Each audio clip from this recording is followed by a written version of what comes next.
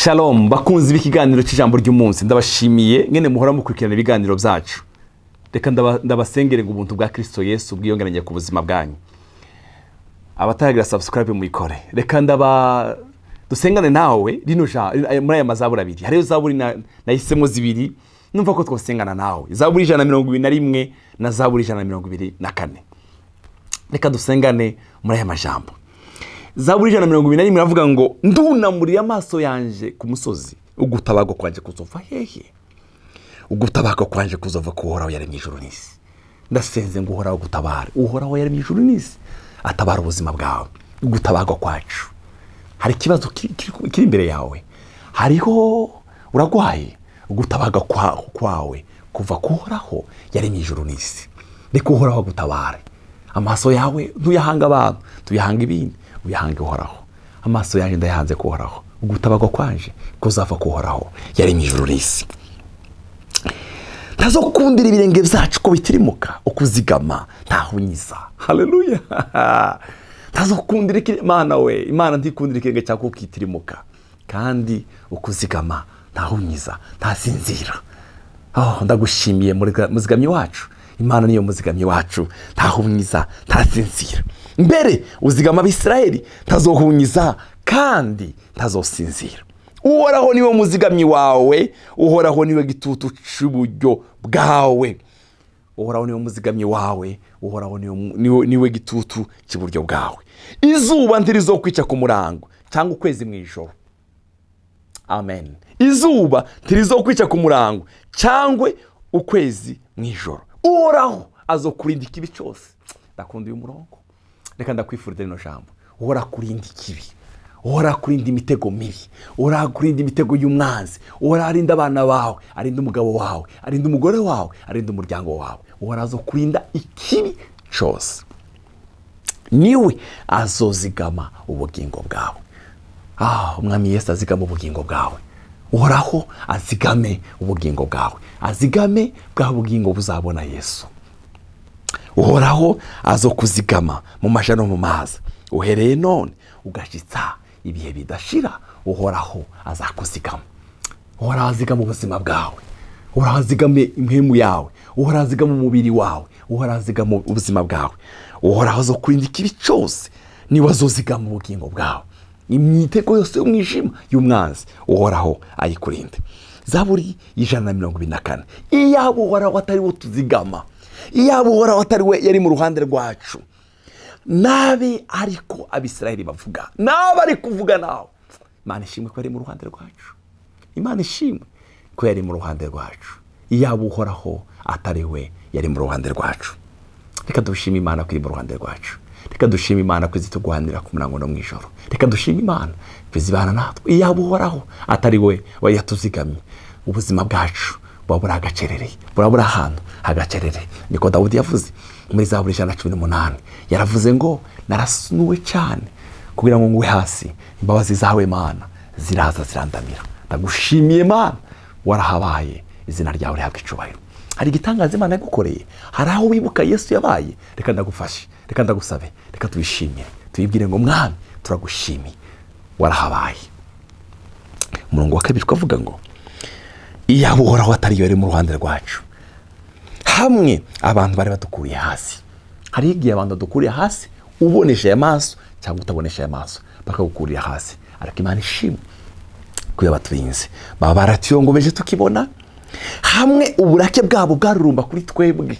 Hari igihe abantu bakugirira uburake, bakurakarira, bagushavurira, nta kintu na kimwe bakoseye, ariko bakagushafurira gusa.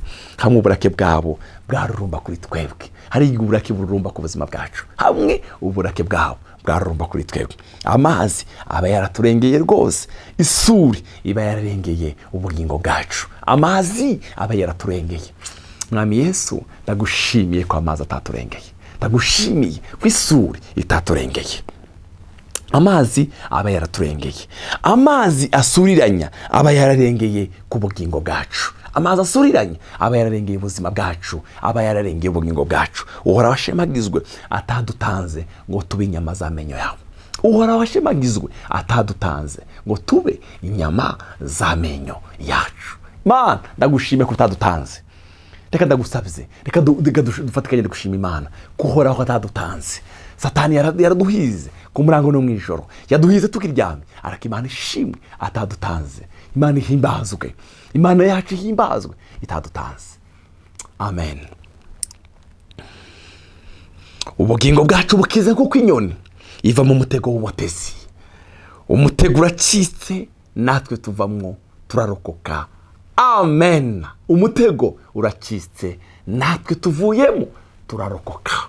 Imana yacu ihabwa icubahiro cyane.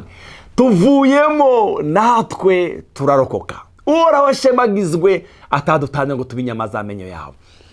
Ubugingo bwacu bukize kuko inyoni iva mu mutego w'abatezi. Hari imitego bateze ku bugingo bwawe, hari imitego bateze ku mubiri wawe, hari umutego bateze ku buzima bw'umuryango wawe. Uhoraho ashemagizwe atadutanze. Imana yacu imitego iracitse, iravunaguritse, natwe tuvuyemo turarokoka.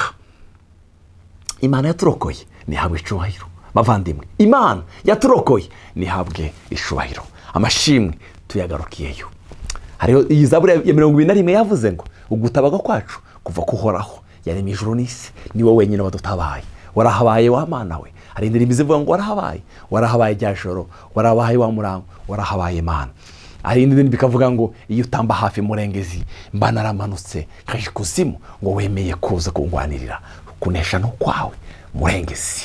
Iyo utamba hafi murengezi mba naramanutse, mba naramanuwe, mba naraguye muri iyo mitego y'umutezi. Ariko Imana yacu ihabwa icubahiro. Warahabaye Imana, ndazamuye icubahiro ndagihaye wewe. Amashimwe ndayahaye wewe. Ni wewe wenyine ndabivuze ngo Mwami, ni wakira amashimwe. Warahabaye. Imitego y'abatezi yaracikaguritse, twari tumeze nk'inyoni iguye mu mitego y'abatezi, ariko imitego yaracitse, tuvamwo turarokoka. Umviriza umurongo ukavuga ngo ugutabaga kwacu kuva kuhoraho yaremye ijuru n'isi. Ndagushimiye Uhoraho we, wowe wadutabaye. Imana yagutabaye, reka tuyishimire. Haleluya. Reka tushimire uburinzi bukomeye bw'umwami wacu. Reka tuyishimire ya yindi yadukuye mu mitego y'abatezi, ya yindi yadukuye mu mitego y'umwanzi. Haleluya. Hariho umurongo wavuze ngo uburake bwabo bwarurumba kuri twebwe, ariko ntacu bwadutwaye. Ugutabaga kwacu kuza kuboneka kuhoraho yaremye ijuru n'isi. Reka dusengane nawe. Data, mu izina rya Yesu turagushimiye ko wahabaye. Ugutabaga kwacu kubonerwa mu izina ry'Uhoraho yaremye ijuru n'isi. Ndonamure amaso yaje ku misozi, ni wowe mutabazi wanje, ni wowe mutabazi w'urugo rwanje, ni wowe mutabazi w'umuryango wacu, ni wowe mutabazi wacu Mwami. Twavuyemo tumeze nk'inyoni zivuye mu mitego y'abatezi, yaravunaguritse, natwe tuvamwo turarokoka. Ndasenze ni imitego iri kuri uyu mwana wawe Mwami, uri kuranumviriza. Imitego yose wamutega kumanywa na nijoro, ndavuze ngo ivunagurike, icike ubusa mu izina rya Yesu Kristo.